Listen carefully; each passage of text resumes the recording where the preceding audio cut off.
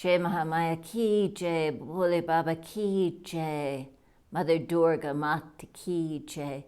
If you remember in the earlier part of this story, this wonderful story from the Srimad Devi Bhagavatam about Durga protecting her devotees, there was a wonderful king from Kosala, very dharmic king, who had two beautiful wives. The first queen was Manorama, and she had a beautiful son named Sudarshana. And the second queen, Lalita, had a son 1 month later named Satyajita. And as they grew, Satyajita was indeed the more charismatic, popular young one. At 5, the king was killed in an accident with a lion, and so it was important to have the new king, even though he was only 5, installed on the throne, and rightfully it should have been Sudarshana because he was the older. But Lalavita's father came and protested and said that his grandson was only 1 month younger and much more charismatic and worthy to be the king. Meanwhile, Manorama's father arrived also and insisted that his son was the rightful heir to the throne. This argument finally led to a huge fight, a war between the different armies, and indeed Manorama's father was killed. Sarina, his name was, by Lalavita's father.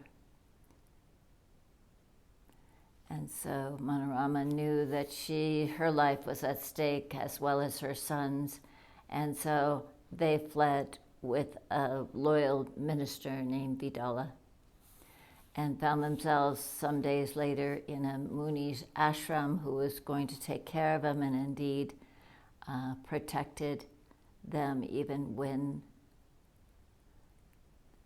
Lalavita's father came, Udajita, to kill the young prince.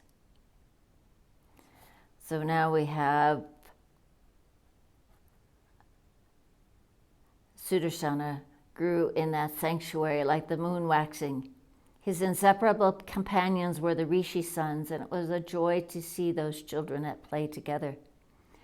Once the Muni sons saw the minister Vidala in the ashram while they were at game with Sudarshana and called out playfully to the minister, "Glebe, glebe." Sudarshana, who was a little way off, repeated what they said, but leaving out the last consonant. He said, "Klee, klee." He called in his lisping voice and felt the most delicious stirring in his body. Again and again the child repeated the syllable, never knowing it was the Mula Mantra, the Kamadeva, who is the god of love. Each time he felt a soft ecstasy within his body. So without being initiated by any guru other than destiny, the little prince Sudarshana acquired a mystic mantra. He would repeat it in his mind whenever he was alone and just before he fell asleep, and that mantra transformed his very nature. Day by day, he grew more and more brilliant. When Sudarshana was 11, the rishis began to teach him the Vedas. They were astonished at how quickly he mastered the Dharma Shastras. No one knew about the secret power he had gained from repeating Kamadeva's Mula Mantra. The once reticent prince became a magnificent archer and scholar. He knew all he needed to know about politics and the moral sciences. He brimmed with quiet assurance. Then one day, while young Sudarshana sat chanting his mantra, the Divine Mother appeared before him in a vision. She was crimson-hued like a kamsuki flower. She wore scarlet raiment and great red blood rubies. He saw her as the Devi Sri Mahalakshmi. The Devi called Sudarshana softly to follow her through the forest to the banks of the Ganga. The prince went without an instant's hesitation, and after he had bathed in the great river, the Devi gave him a splendid bow 2 magic quivers of arrows, and an unearthly coat of mail. Then she raised her hand over him in benediction and vanished. After this, Sudarshana became a fierce Devi Bhakta and worshipped the goddess whenever he could, often wandering down along the banks of the Ganga where she had once called him. Now it happened that the king of Kashi had a lovely daughter named Shashikala. One day the princess sat with her servant under a flowering tree in her garden when she saw a Brahmin hurrying along into her father's palace. Shashikali stopped the man for fun and cried, "Whither are you coming from in such haste, Muni?" The Muni answered, "Why, from the Muni Bhadravaja's ashram, princess," replied the cheerful mendicant. Playfully, Shashikali asked, "Tell me of an exceptional thing in the ashram, Muni, the most beautiful thing of all." Without hesitation, the Muni said, "Why, the Prince Sudarshana, princess. Ah, he is handsome past describing, that son of the king of Ayodhya. I would say," the Brahmin went on breathlessly, "that if you haven't seen our prince, your eyes have been given you in vain. And besides, he is a great archer and a deep scholar too. Well, let me put it this way, lovely Shashikala. Our Sudarshana is fit to be your husband." And smiling broadly, the Muni breezed away on his errand, leaving Shashikali flushed, a little short of breath, her heart beating faster than ever before in her life. The Rishi's description captured the princess's imagination, and she fell in love with Sudarshana without ever having seen him. One night, perhaps a month after she first heard of the prince in the jungle, Shashikali dreamt of the Devi. The goddess appeared brilliantly in her dream and said, "Child, the prince in the forest is my Bhakta. Ask me for a boon, and he shall be yours." Shashikali felt like she was drowning in a sea of rapture. The next morning, she was so radiant that her mother, the queen, began to press her to divulge the cause of her joy. But Shashikali was bashful and would not say anything. Only to her servant, the one who had been there when she first heard of Sudarshana, did she confess the truth to, giggling and blushing wildly all the while. Then suddenly the princess had tears in her eyes as she whispered, "Ah, servant, what shall I do now? I have never seen the prince, yet I am in love with him. I see him in my dreams, sweet servant, and he is as handsome as Kamadevi. I have no peace anywhere during any of the old things that once gave me such simple joy. I can never be happy again until I have Prince Sudarshana in my arms." The Saki laughed throatily. "Such wild daydreams you must be having, princess."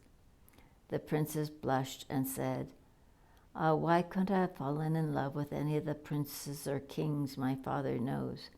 How easy everything would be then." "What is gained easily is seldom worthwhile and hardly lasts a brief season," said her servant, who appeared to know about these things. So Prince Sudarshana, who had lost his kingdom when he was barely 5 years old, who had grown up on wild roots, fruits, and berries in an ashram in the heart of the forest with no wealth or army and no power, found a kingdom to rule over which he never dreamt of. Never knowing, he became the king of a beautiful princess's heart. Shashikali had learned the Saraswati mantra when she was just a child, and now she began to chant it every day and to pray to the Devi to make Sudarshana prince of her dreams, the lord of her life. One day, when he was meditating on the Kama mantra, Sudarshana had another vision of the Devi. The next morning, it happened that the hunter, king, brought a gift for Sudarshana, who was his friend. He arrived in the forest with a splendid chariot with 4 white horses yoked. The hermits of the ashram said to Sudarshana, "The Devi has blessed you. All the omens cry out that soon you will be king of the world." Sudarshana redoubled his worship, and anywhere he rode in his chariot, it would seem that an army rode with him of countless foot soldiers, horses, chariots, and elephants. It was the magic of the Mula mantra. That prince felt as if he were already monarch of a great kingdom, for the wind whispered that he was, the words called him Rajan, and the animals of the forest honored him. He worshipped the Devi at every chance and was perhaps happier than any king with a real kingdom. But Sasikala pined for him, the lover she had never set eyes on, with only her favorite Saki to care for her needs. The princess was pale and never came out of her bedchamber. Her father, King Sabahu of Kashi, decided the only thing that would be a husband that could cure his daughter's ailment, and hastily decided to hold a swayamvara for her, at which she could choose any prince she cared to. Sabahu had an opulent pavilion built for her daughter's swayamvara, but even while the construction was underway, his child said stubbornly to her Saki, "I love Sudarshana, and I shan't marry any other prince." The Saki went to the queen and told her what Sasikala said, and the queen in turn told her husband Sabahu. The king listened to this in astonishment, and then he began to laugh as if he had never heard anything so absurd. He said to his wife, "Sudarshana is a pauper hiding in a rishi's ashram. He has no kingdom, no wealth, no army, no power. What kind of prince is he? Tell Sasikala to remove this foolishness from her head. She will see 100 fine princes at the Swayamvara. She can choose anyone she likes."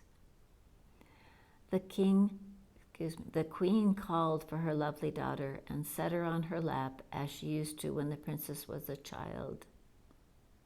She said, "My child, you must forget the fantasy you have woven around Sudarshana. It is time to begin your real life. Your father has heard what you have been saying, and it has made him very anxious. Do you know that Sudarshana is the most unfortunate prince in all the world? How can you even think of marrying him? He has no kingdom, no friends except the hermits of the forest, no wealth or power. He lives on roots and fruits.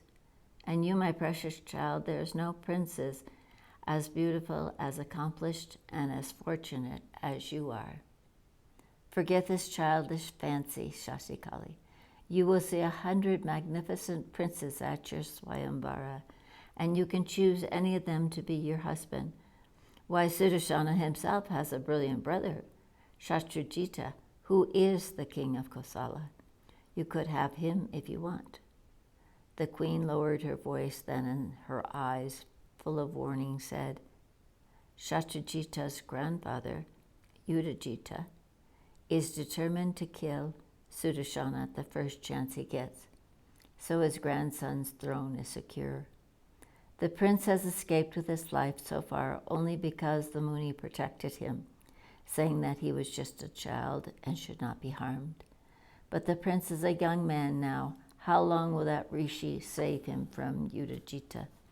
Udajita already killed Visarama, Sudarshana's grandfather." But her daughter replied, "The Devi herself appeared to me in my dream and told me that Sudarshana is destined to be my husband. How can I marry any other man?" The day before the Swayamvara, Sasikala was feverish with anxiety. She sent a secret messenger to the ashram. The message the man bore for Prince Sudarshana was, "The Devi Bhagavatam has ordained that you and I be married. Tomorrow is my Swayamvara. O Prince, make sure you are in my father's city tomorrow, or I will kill myself before I become any other man's wife." When Sudarshana heard the message, he prepared to set out at once, for an irresistible sense of destiny stirred in him too. The Muni gave him his blessing, but when his mother Manorama heard what he meant to do, she wailed, "You mustn't go. Yudhijthira will kill you if he sees you there. My son, you are all I have, the support of my old age. Don't abandon me." But her son said serenely, "Mother, what is written must come to pass, and not you nor I can prevent it. But it is the Devi Bhagavati who commands me to attend the Swayamvara, and I must go." Seeing that he was determined, his mother began to shower blessings on him. "Ah, my son, let Ambika protect you." Then she cried, "I will also go with you, my child. You cannot ride alone into danger." Manorama, who was once a queen, climbed into her son's chariot, and they set out for Kashi. In that city, its king, Sabahu, received them with honor. When he saw how splendid was the prince who had grown in the forest, he housed Sudarshana and his mother in a large mansion and had his own servants wait on them. Meanwhile, kings and princes from all over India had gathered in Varanasi for Shashikala's Swayamvara, for word of her beauty had traveled everywhere. When Yudhijthira heard that Sudarshana had arrived in his chariot and the princes preferred the prince who had nothing, the king roared, "I will kill that upstart. Shashikala will marry my Shatrajita." But the king of Kerala, who was famed for his knowledge of Dharma, said, "This is an Icha Swayamvara. The princess's choice shall be binding. There is no place here for arms or a show of strength. Why are you so anxious when Surajita is such a brilliant prince? Moreover, he is king in Ayodhya. Why shouldn't Shashikala choose him, or indeed any other of the Kshatras here? Calm yourself, Yudhijthira. Your hands are already tainted with Visaranava's blood that you killed." But the king growled, "The jackal doesn't dare eye the lion's prey. Why is Sudarshana here at all? The Kshatriya doesn't live by fine words, but by the sword." And he stalked away from the other kings. Seeing Yudhijthira was intent on killing Sudarshana, the other kings went to Sabahu, their host. They asked the Lord of Kashi, "Why is Sudarshana here? Do you make a mockery of this Swayamvara? Yudhijthira means to kill him." The king of Kashi said, "My daughter has set her heart on him. How many times I begged her to forget the pauper, but she does not listen. I am helpless, my lord. Shashikala called Sudarshana here, not I." The kings of Kerala said, "Let Sudarshana be fetched here. We will ask him what he intends to do." Sudarshana was sent for and came before the glittering throng of rulers of the earth. He stood quietly there, not speaking, until one king said to him, "This is a Swayamvara for royal Kshatras. The most valuable and powerful princes on earth have come here to vie for the princess's hands.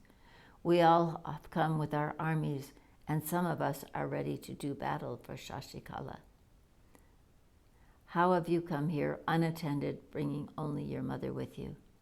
Another said, "You have no kingdom, army, or wealth. You don't belong in this company. You are a hermit. Tell us how you dared to come to Kashi." Sudarshana had a smile on his face. In a soft voice he said, "My lords, all that you say is true. I have no kingdom, legions, friends, or wealth. I heard the Swayamvara and came to watch it with no special purpose.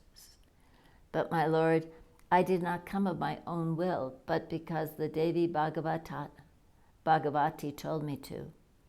The Devi, who is my goddess, is all of yours as well. I have no enmity with any of you. But if you decide to make an enemy of me, she who is the cause of all causes, the mother of the universe, will protect me. I only do what she asks of me. My life is in the hands of the one who spins the wheel of fate. But the king said, what you say is true, but Yutajita means to have your head. Sudarshana laughed. He said, a man is born into the world by his karma, and by fate alone does he leave it when his time has come. Not a moment before his time comes can any man be killed by any king or even by the devas. It is only called time who creates and destroys a man. I am a bhakta of the Devi, from whose hands time flows. She protects me, and I fear nothing, Yutajita nor any other man. The king saw how determined he was, and the best of them was secretly pleased. Mother Durga Mata Ki Jai, Devi Bhagavati Mata Ki Jai, Hare Kandeshwari Mata Ki Jai. We'll continue this on the next reading. Bole Baba Ki Jai.